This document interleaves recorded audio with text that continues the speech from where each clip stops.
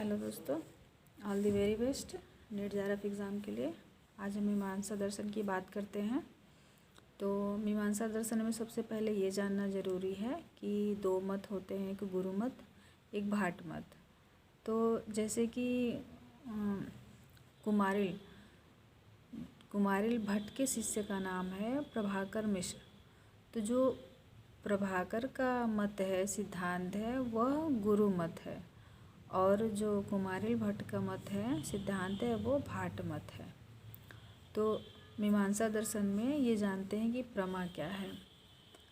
प्रमा के लिए कुमारिल कहते हैं कि वह ज्ञान प्रमा रूप ज्ञान है जो कारण दोष सामग्री से और अबाधित रूप ज्ञान हो, जो कारण दोष सामग्री से उत्पन्न हो और अबाधित ज्ञान हो, वह प्रमा रूप ज्ञान है।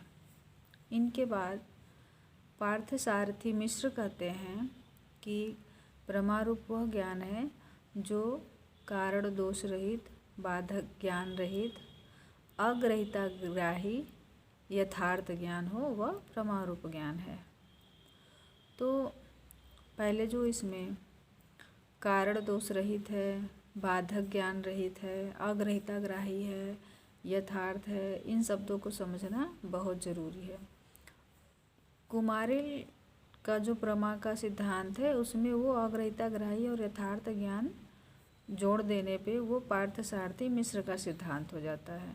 जैसे कुमारिल कहते हैं कि जिस कारण सामग्री से ज्ञान उत्पन्न हो रहा है, यानी जैसे ज्ञान उत्पन्न जो हो रहा है उसका जो कारण है, जैसे आप कोई चीज़ देख रहे हैं तो देखने का कारण चक्षु है।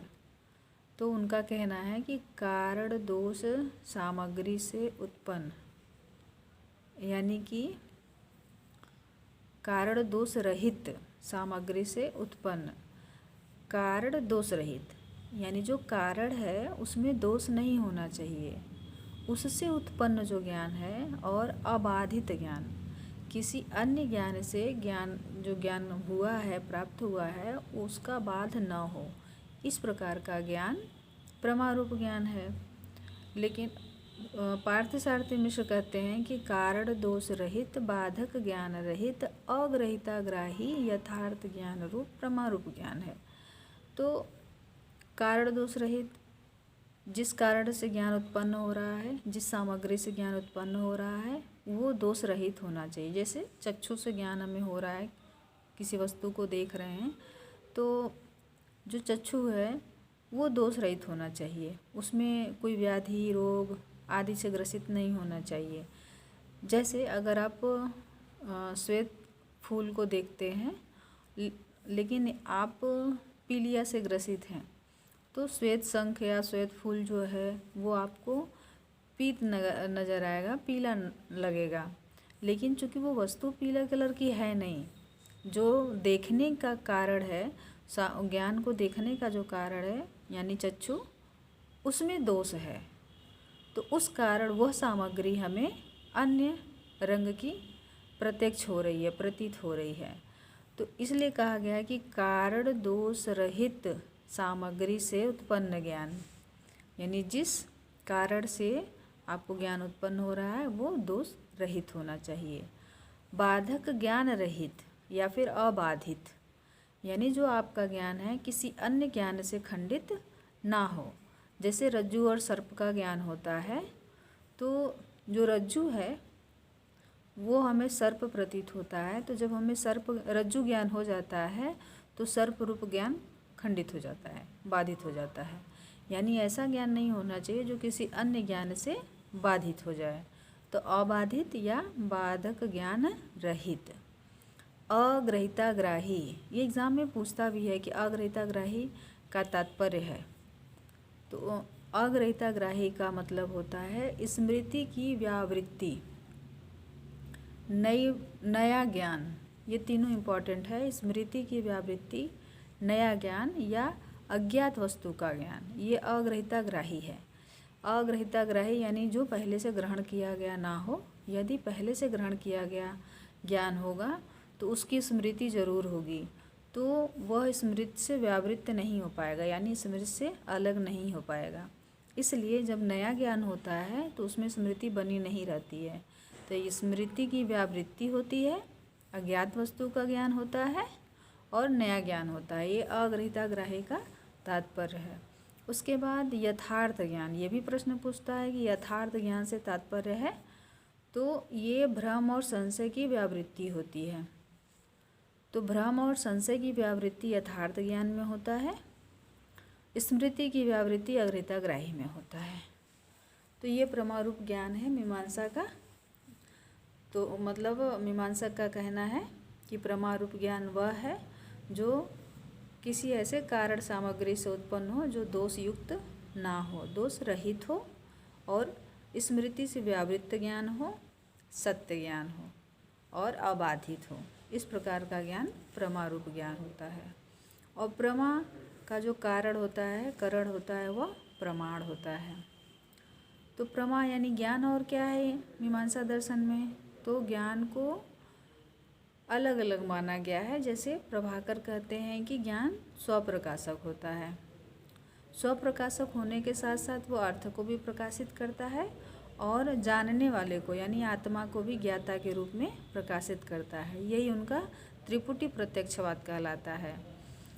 लेकिन कुमारिल ज्ञान को स्वप्रकाशक नहीं मानते हैं, अर्थ प्रकाशक मानते हैं। ज्ञान अर्थ प्रकाशक होता है, इसलिए इनका जो और ज्ञान को प्रभाकर जो है आत्मा का गुण मानते हैं, आगंतुक गुण, जैसे न्यायिक मानते हैं।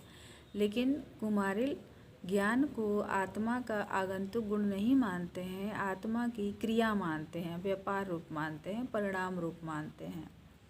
तो इनका जो कुमारिल का ज्ञान का सिद्धांत है वो ज्ञाततावाद है, यानी जो प्रभाकर का त्रिपुटी प्रत्यक्षवाद है उसमें ज्ञान, ज्ञेय और ज्ञाता तीनों का ज्ञान होता है।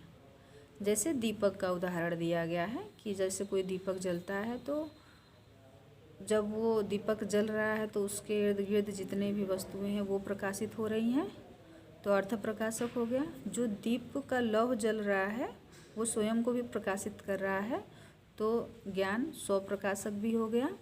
और जो ज्ञाता है वहाँ पे वो भी जो प्रकाशक है वो भी ज्ञाता के रूप में वहाँ पे प्रकाशित हो रहा है, जो उसका आधार है। जैसे कैंडल जला रहे हैं तो कैंडल उसका आधार है, तो वो भी प्रकाशित हो रहा है ज्ञाता के रूप में।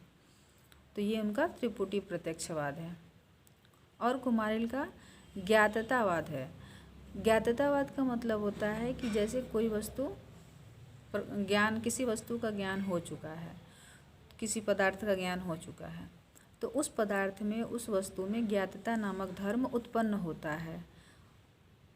फिर उससे यह प्रतीत होता है, यह ज्ञान होता है कि जिस वस्तु का ज्ञान हो चुका है उसकी प्रतीति होती है कि यह वस्तु ज्ञात हो चुका है। ये उनका ज्ञाततावाद है।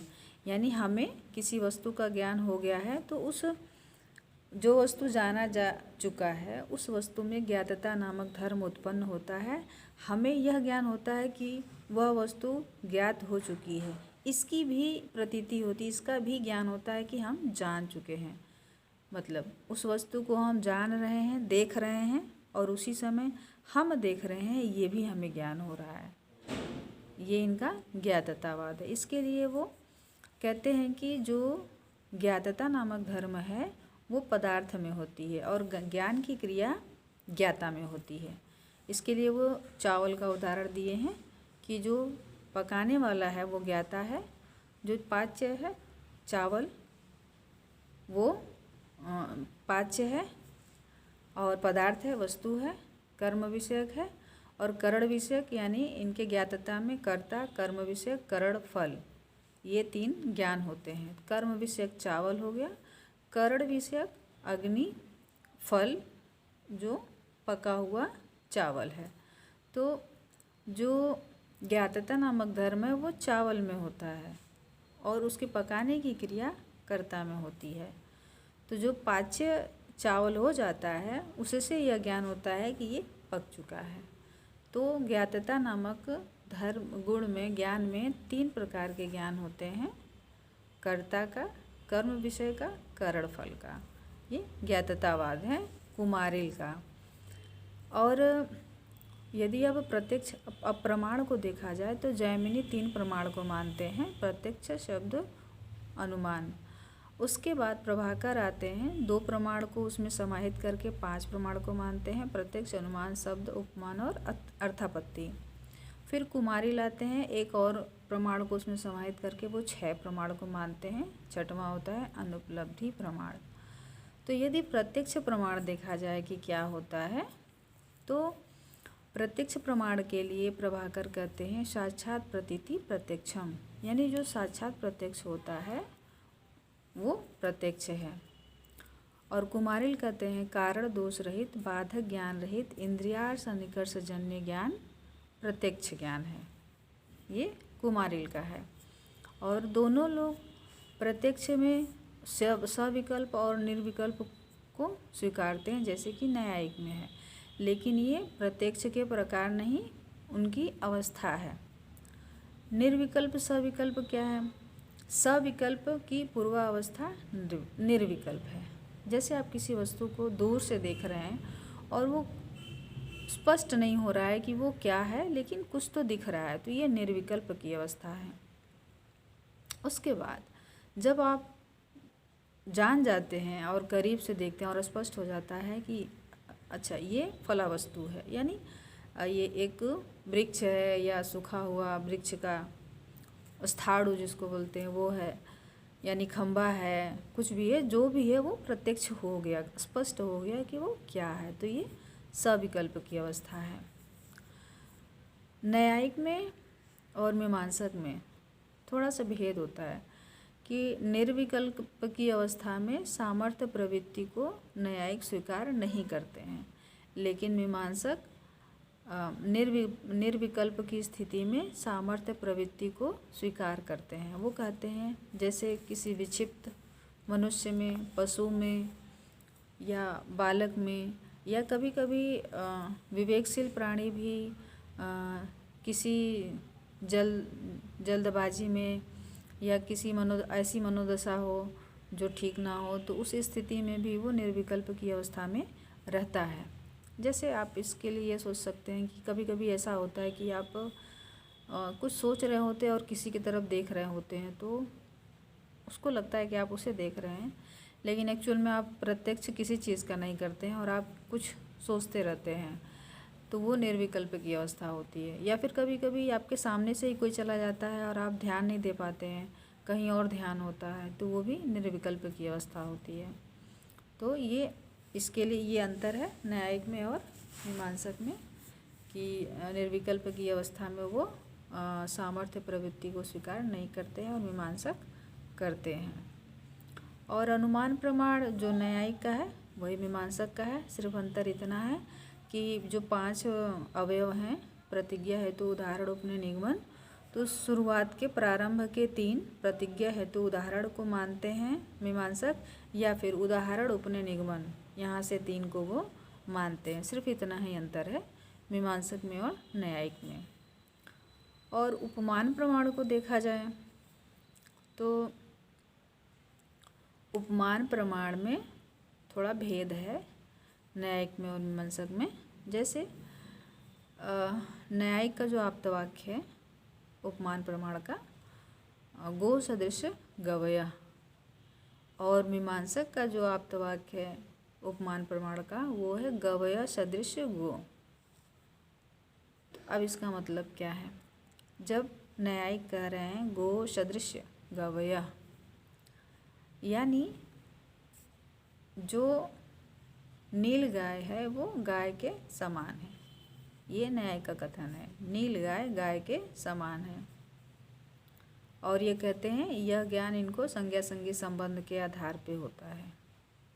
उपमान प्रमाण के अंतर्गत संज्ञा संगी संबंध किसका है? उपमान प्रमाण में संज्ञा संगी संबंध न्यायिक का है, मीमांसक का होता है सादृश्यता का ज्ञान। लेकिन मीमांसक उपमान प्रमाण के न्याय के उपमान प्रमाण का खंडन करते हैं। वो कहते हैं कि न्याय का जो उपमान प्रमाण है वो प्रत्यक्ष शब्द और स्मृति का मिश्रण मात्र है, स्वतंत्र प्रमाण नहीं है। कहते हैं जो संज्ञा संगी संबंध का ज्ञान है वो शब्द के द्वारा होता है, प्रत्यक्ष के द्वारा नहीं। और जो नीलगाय का ज्ञान हो रहा है वो प्रत्यक्ष से हो रहा है, और जो गाय का ज्ञान हो रहा है वो स्मृति से हो रही है। तो इसलिए कहते हैं इनका जो ज्ञान है आप्त वाक्य से भी हो रहा है गाय का ज्ञान। क्योंकि देखिए न्यायिक का क्या होता है कि किसी के द्वारा कहा गया होता है कि नील गाय गाय के समान होती है। मान लीजिए आप गांव में रह रहे हैं, आपसे कोई कहता है कि नील गाय गाय के समान होती है।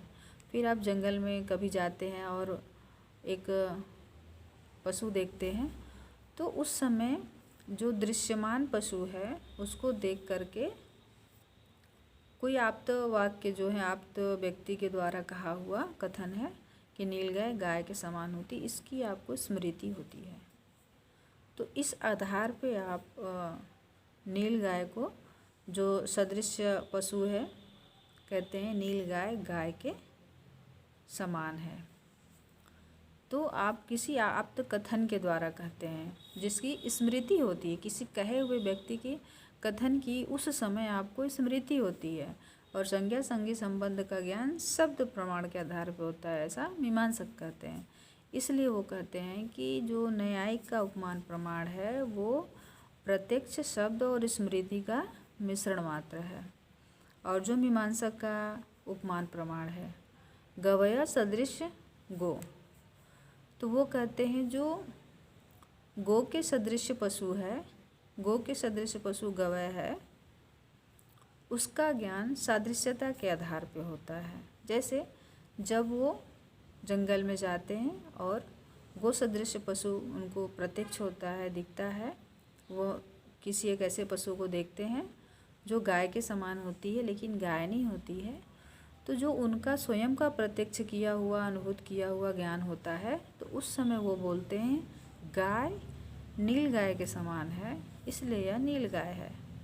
तो वो बोलते हैं गाय नील गाय के समान है, और सादृश्यता के आधार पे बोलते हैं क्योंकि दृश्यमान पशु स्मृत गो के सादृश्य है। तो इनका जो ज्ञान होता है गाय का यानी उपमान प्रमाण का वो सादृश्यता के आधार पे होता है, और न्यायिक का संज्ञा संगी संबंध के आधार पे होता है। और इसके बाद इसका शब्द प्रमाण जो होता है मीमांसा का, वो मीमांसक का शब्द प्रमाण बहुत इम्पॉर्टेंट है, उसको अच्छे से अलग से बनाते हैं। धन्यवाद।